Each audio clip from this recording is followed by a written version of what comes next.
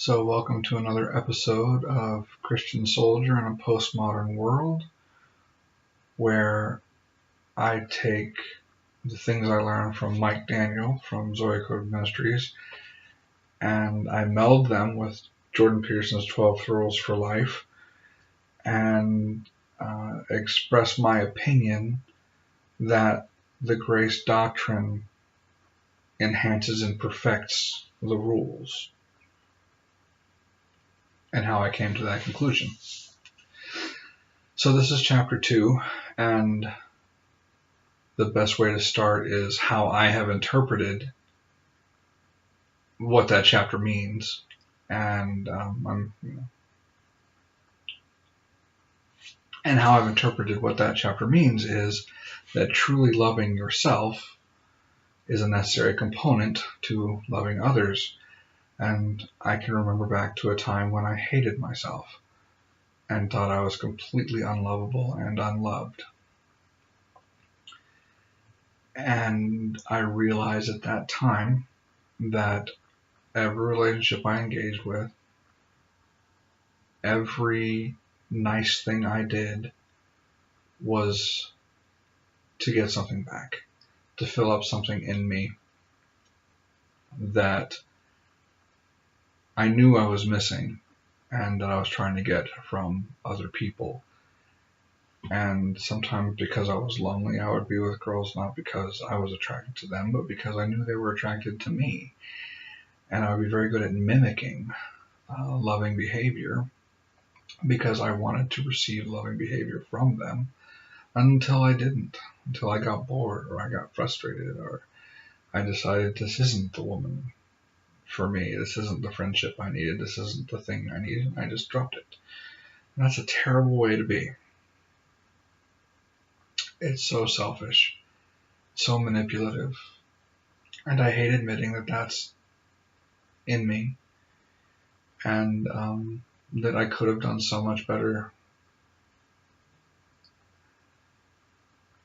And so what I was calling love was something else entirely. I would do something. I would try and show love because I wanted to feel love. I would give a compliment so I could get a compliment. I would give a hug so I could get a kiss. I would get a kiss so I could get something else. And that's the wrong answer. It's psychophancy. It's something parasitic and wrong.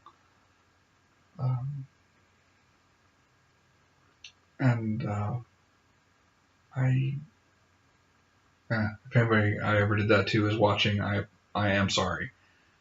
And I should not have used you to try and satiate something or fill a role you were never meant to fill. And it was because I hated myself that I couldn't love them. It was because I found myself insufficient that they could not be sufficient for me, and I could not be sufficient for them. Not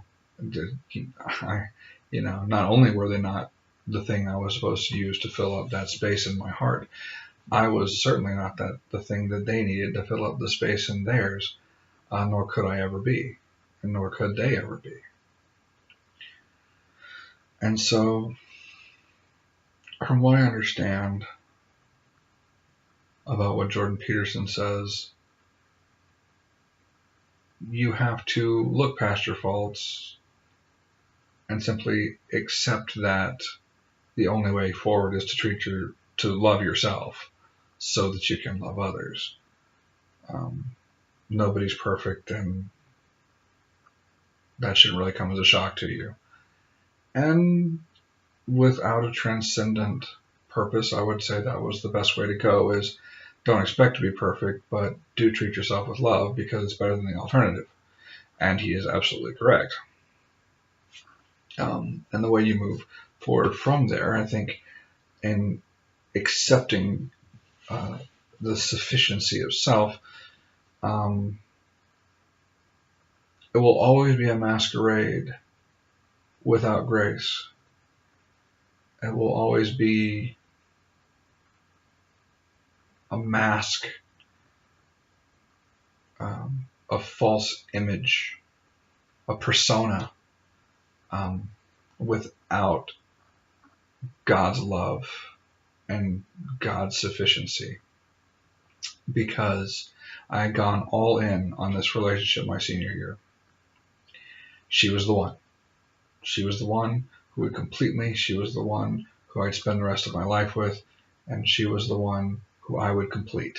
And I was wrong about every single one of those things. And when I realized it, my world fell apart. It was that completely sappy, pathetic, how will I ever go on breakup situation. Actually, for both of us, we moved forward eventually, but I was dangling over the precipice and realizing that I'd spent my entire life in the church, preacher for a dad, and I'd never trusted that God was enough. And I decided maybe God's enough. So when I was 18, I'd been baptized. I had made a confession of faith, but it hadn't really sunk in until then. I guess that was the point where I realized that what I was striving to do in the flesh, only God could complete in the spirit. And so God was enough for me for a little while. And I could truly love others now, because I didn't need anything from them. I could simply love them because God loves me and God is enough for me. And so I can give them real love. And I can accept what they give me with gratitude, but without entitlement. Realizing that just because I did something nice for them doesn't mean they had to do something nice for me. And the fact that they didn't do something nice back was okay, because I could rest in God's sufficiency. That's one of the things that Mike Daniel loves talking about, is resting in God's sufficiency. And so I could simply allow myself to be transformed by God and become attuned to hearing his voice, and then join in his work as I saw it going on around me, or follow his guidance when I felt it was given. And nothing is better than that, and nothing more difficult to maintain, because then all of a sudden, you're loving people right, and then people are loving you back, and what they're giving you is surplus because you were already getting enough from God. So your cup runneth over because of any good that happens after that, because you're already full with God. And it was just this amazing experience. And then I met my first wife, and once again I just kept trying to center on God. But the trap you fall into, I fell into after I got married, was, well, this person's doing a pretty good job of meeting my needs. I think I'll take some of the pressure off God. I think I'll just kind of let them do it for a little while. And boy, did that fall apart. I fell right back into the same patterns before of, well, I did this, why didn't you do this? Why you're not giving me what I need? Because I'm trying to give you what you need, you should be giving me what I need. And it's very easy to slip back in that pattern, because quite frankly, you spent a lot more time there than I spent a lot more time there than I did in the center of God's will and his best for my life. So it's something you have to daily make the choice to rest in God's sufficiency. And the only way to do that is to accept that God loves you, and he loves you because who he is made you to be, because of the work he has completed in you spiritually. And because when he looks at you now, all he sees is one of his heirs, one of his children, blameless by the blood of Christ. Now, you can't help, if you accept that that is true, you can't help but love that person who God sees. However, you also have to accept that the things you are that don't match the things God sees have to be killed. You have to accept that they need to die, whether you want them to or not. Because we all have sins we don't want to let go of. And that have such a strong hold on us, we know we never could let go of them on our own. And honestly, we're not choosing to. We're very happy with that sin, thank you. It feels very nice, and we would like to keep it. Or I am very fond of that sin. I think it feels very nice, and I would like to keep it. And I have to accept that whether I want to keep it or not, I need to let God get rid of it. I need to accept that God has the power to get rid of it, and that he should get rid of it, whether I want him to or not. And only he can get rid of it. I can't get rid of it. Obviously, if I'd been able to get rid of it, I would have by now. So, all of those parts of you, me, all of those parts of me that don't match the me that God sees, I have to accept that those things have to die. I might not want them to die, but I have to accept that they need to die, and that God can kill them, and then resurrect them into something better. The best illustration I have about who I think I am versus who God sees is I was youth minister for 2.5 years, and we went on a rafting trip, and at a campfire the night we were going to spend there, I did a little exercise with all the kids and all the adults. It was about 25 people total. And I told everybody, including the adults, including myself, okay, so spend the next 5 minutes writing, just free association writing, who do I think that I am? Who do I think I am? And just write it down. Some were willing to read it, and the ones that did, it was very self-deprecating, in some cases tragic.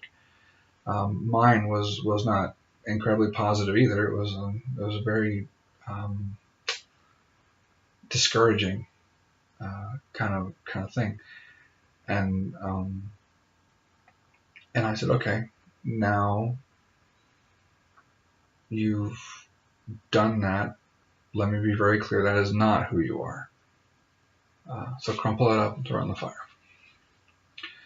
And then I prayed with them. I wanted to make sure their heart was in the right place, and that there was nothing interfering with their communion with God in this moment. And after I prayed, I said, okay, now everybody spend the next 5 minutes or so free association writing, but ask God, who do you think that I am? And then just write what comes to your head. And what I'm going to say God gave me, because I never put these concepts together before in my head. I hadn't planned out what I was going to write for good reason. I wanted it to be authentic.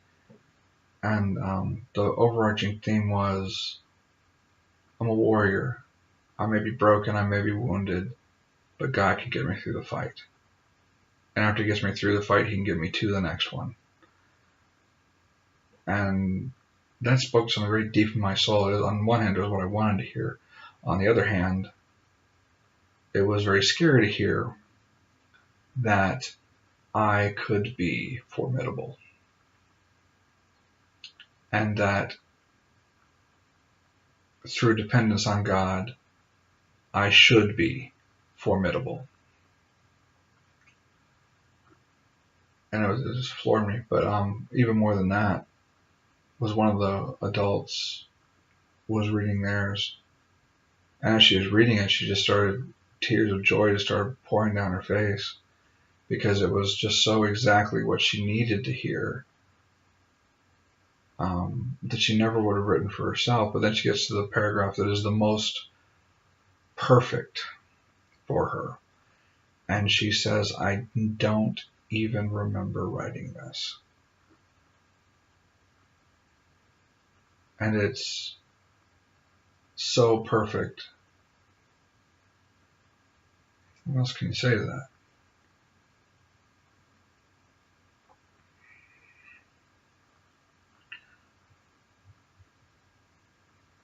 I don't deserve any of this. I don't deserve to experience God. I don't deserve to see His glory manifest around me. I don't deserve to be a conduit for His glory, but it was never about that. I never could have deserved it. But because God loves me, and because I have accepted the sufficiency of grace through His Son, Jesus Christ, I have access to it. And I can just rest in the fact that God is enough, despite the struggle with the fact that He still needs to kill a part of me. He still needs to scrape away what doesn't belong and replace it with something better. And that regardless of what I think, those parts of me will die, and He will kill them. And then raise them to walk in a newness of life. Raise me to walk in a newness of life. I think that's something we have to do every day.